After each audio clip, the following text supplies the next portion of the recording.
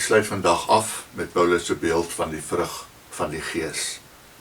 En onthou maar, dit is een vrug met verskillende segmente wat hy hier beskryf.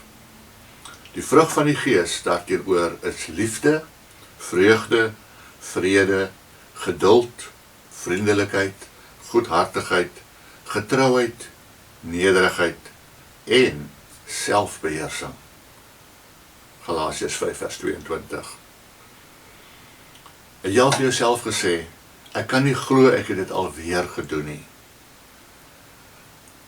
Ons probeer ons woorde en aksies beheer, maar daar is altyd daardie goed wat ons irriteer, en dan gee ons toe aan die versoeking. Almal, Christene en nie-Christene, voer lewenslang hiermee in stryd. Maar die van ons wat Christus se geskenk van verlossing aangeneem het, beskik oor die krag om ons situasie te verander. Aan ons is die krag bo alle menslike vermoë gegee. Die finale aspek van die vrug van die Gees is die vermoë om ons gedrag te beheer. Die Engelse King James Bybel gebruik die woord temperance, wat met matigheid vertaal kan word. Die Afrikaanse Bybel vir almal gebruik die woord kalm, maar die meeste Bybelvertalings, soos die 33 en 83 vertaling, gebruik selfbeheersing.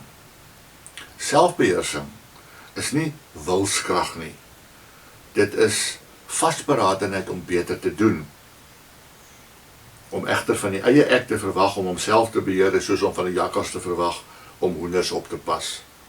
Dis nie iets wat natuurlik kom nie. Ons moet deur die Gees beheer word, sodat God in ons kan regeer. In die eerste brief aan die Korintiërs sê Paulus, geen versoeking wat meer is as wat 'n mens kan weerstaan, het julle oorval nie. God is getrou. Hy sal nie toelaat dat julle bo julle kragte versoek word nie. As die versoeking kom, sal hy ook die uitkoms gee, sodat julle dit kan weerstaan. 1 Korintiërs 10 vers 13. Hierdie gedeelte is genoegsame bewys dat ons heeltemal in staat is om hierdie aspek van die vrug van die Gees, selfbeheersing, in ons lewe te openbaar. Selfbeheersing beteken nie dat ons ons bes moet probeer om nie te sondig nie.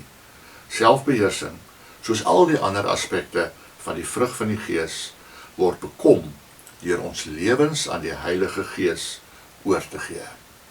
Kom ons bid saam.